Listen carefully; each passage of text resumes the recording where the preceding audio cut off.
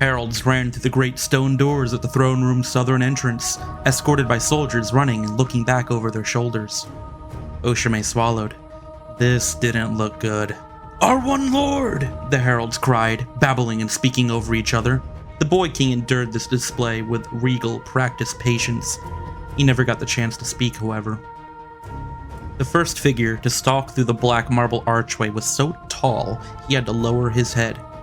Oshime literally felt the hundreds of courtiers' unified intake of breath. They gasped as one, many backing away to the walls as the towering figure made its entrance. He was taller than any human, clad in armor of cold red and lustrous clean bronze. Dreadlock cables ran from the back of his shaven and tattooed head down to the active powered suit of armor.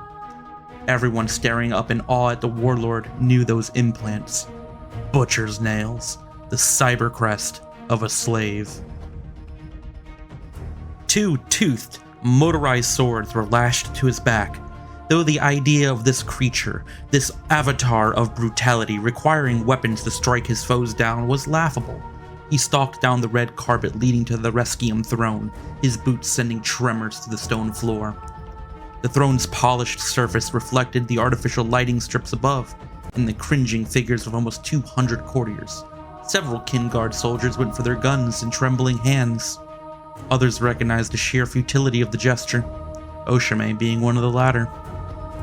The figure stopped, turned, regarded his surroundings.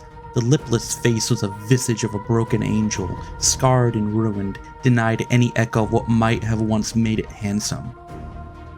"So," he said, and his voice was the grinding of bitter stonework. "Who sits in ascendancy in this age?" On the throne, the boy king started crying. His Kinguard, life sworn to defend him to their final breath, started retreating away from the throne. The god warrior saw their slow retreat, and it made him smile. "Is it you, boy? You're the Praxery of Deshea?" The boy curled into his throne, crying louder. The god came closer, taking the stairs slowly, 4 at a time. "Boy," he said, his gravelly voice now a dusty whisper. "What family are you from? What blood beats in your filthy High Rider veins?" It was Oshime who answered in the place of the crying child. She alone hadn't cowered back from the Resquium throne. "You stand before Tyberil of House Thalkir." She almost managed to keep her voice level. The god's face tightened at the name, tautening into a grimace that failed to either be a scowl or a smile. "Thalkir," he said. "That family still rules? After all this time?" "They still rule." Oshime stood straighter, fear tears in her eyes, her heart beat fit to burst. "The Thalkir held my leash," the warrior said. "They owned me." Other invaders were entering now. First of them was as tall as the dreadlocked god, his skin pale gold where the blade bearer was scarred and tanned. He carried a spiked and ridged maul over one shoulder and a cloak of the color of bloody sunsets cast back to reveal armor of the same vascular hue. His features were sculpted in statuesque masculinity, somehow protective and serene and confident all at once. Up close, through the tears in her eyes, Oshime saw the gold on his skin was a runic script tattooed onto his flesh. The only flaw was the claw scars along one cheek, from temple to his jawline, although they added to his presence rather than stole from it. At the first sight of him, dozens of courtiers fell to their knees, others wept, but not the shameful tears of fear, but the silent weeping of purest awe. Trailing behind the golden god were armored knights in clean white and sanguine red, 13 of them in total. The warriors in white held axes in loose fists. The knights in red bore parchment strips bound to their battle plate and carried curved blades in their hands, while armored fuel tanks sloshed in their backpacks. Each of them stared from a snarling helm with a silver faceplate. They seemed to be guarding a lone female, a precious, fragile girl of 2.5 decades life, clad in red silk. She was willowy in shape but utterly fearless, surrounded by her protectors. Dark hair framed dusky features and dark eyes that danced from face to face, weapon to weapon, painting to painting. Lorgar, said the dreadlocked god by the throne. He said that one word with his shoulders shaking and threw his head back and started laughing as loud as the ghost wind back in the mountains.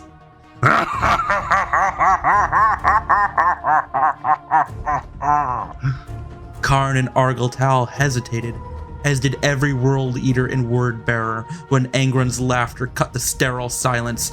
It was more than mere laughter. It was the slice of life brought to the chamber's mournful, stunted emptiness. Those that had been cowering withdrew further. Those who had been standing their ground found their skin crawling. Lorgar! Angron was still laughing, his bloodshot eyes wet with amusement. Behold, brother!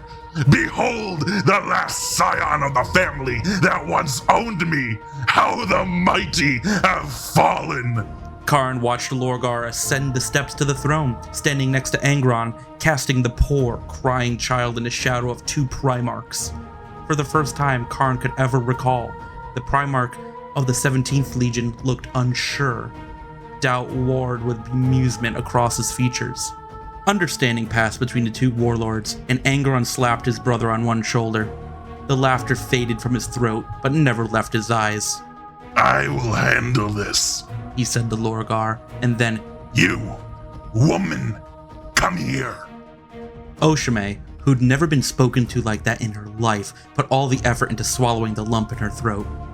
You're not him, she stammered. You can't be him. Angron clacked his teeth together, a feral snapping bite aimed at the air. Can't I? Angron Thalkir died 100 years ago, Oshame whispered. He fled the battle of Deshelika Ridge. He... There was no laughter now.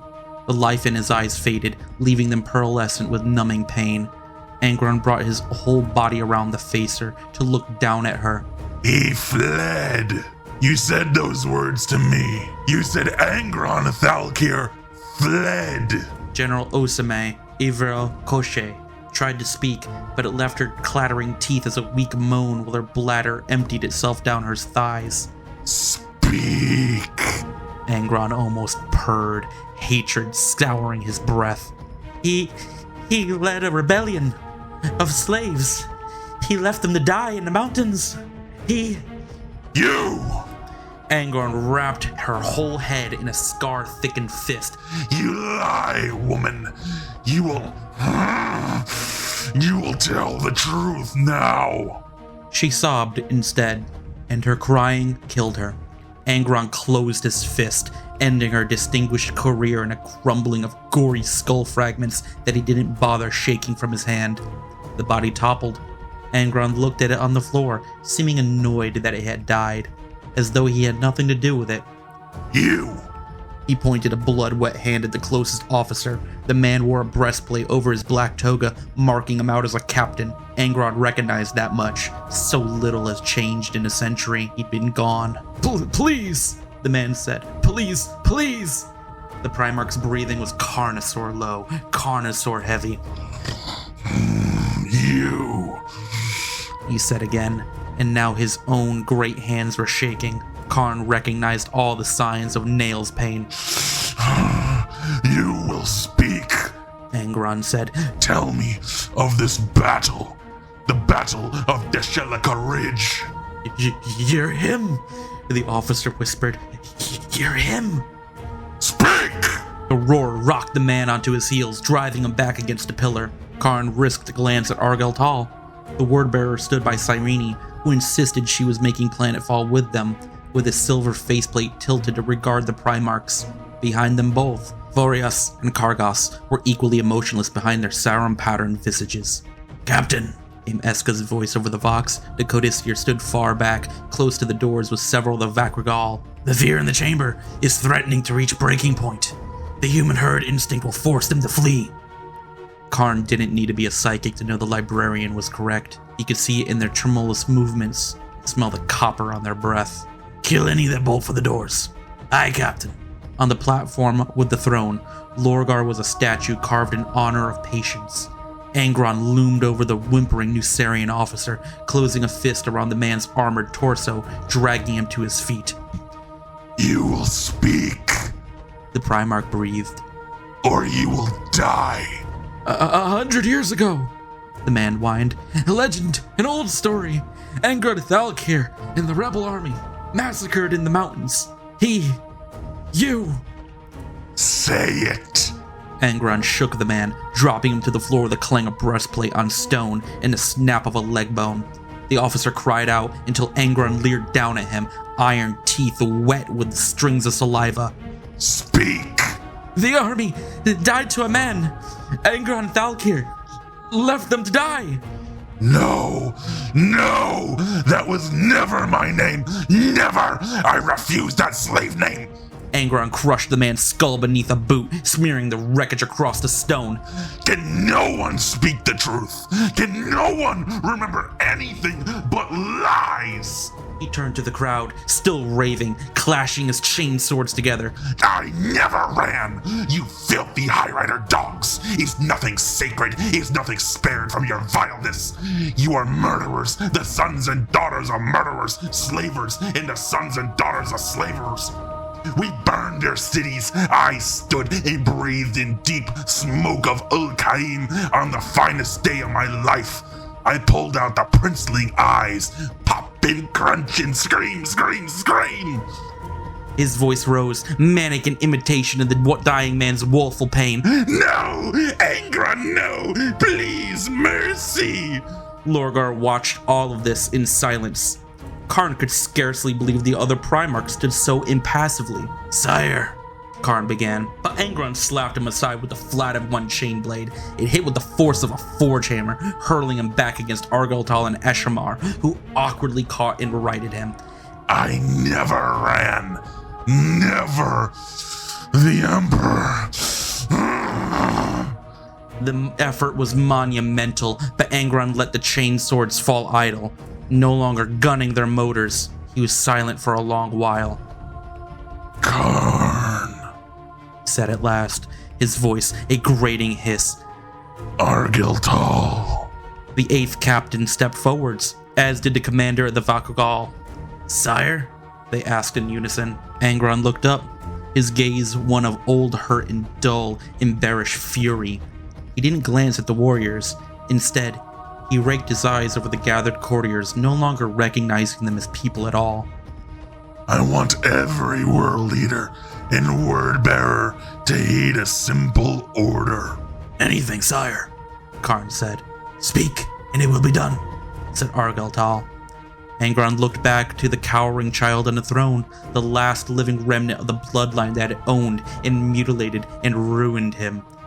Kill everyone in this city. Angron closed his eyes. Then kill everyone on this world. Okay, so I don't care what side of the heresy you're on. Angron fucking over Nuceria was worth it. They deserved that, honestly. For what they did to him, for how they fucked him up. He had good fun just wiping out everyone, and honestly, good for you, bro. Good for you. You deserve that. You deserve your vengeance and your closure, because holy mother of fuck, Nucerians were brutal. And honestly, those who live by the sword shall also die by the sword, and they sure as fuck died by the damn sword. But yeah, this is a really cool excerpt. And by the way, did you know that Angron, not only was he the first Demon Primarch, but he was also became a Demon Primarch on Nuceria. And Nuceria is actually on the fringes, if I remember correctly, of the 500 worlds of Ultramar. So Ultramar technically birthed a Demon Primarch. Interesting, isn't it? Imagine if Guilliman found Angron before the Emperor did and before his little rebellion. I think things would have been a lot better then. I think Angron would have a lot less hate in his heart for the Emperor and a lot more favorability towards Guilliman. That would have been really nice. That would have been really nice. But other than that, this excerpt's great because it just shows Angron's like going from happy mirth, this is fucking pathetic, to fuck all of you, you're lying. Because holy shit, yeah, I mean, the Emps did really fuck him up. Big E fucked up royally with this dude. Like, it was bad. But yeah, this is another one of my favorite excerpts from Angron. He's just fucking insane, and I love it. All right, well, have a great night, guys. See ya.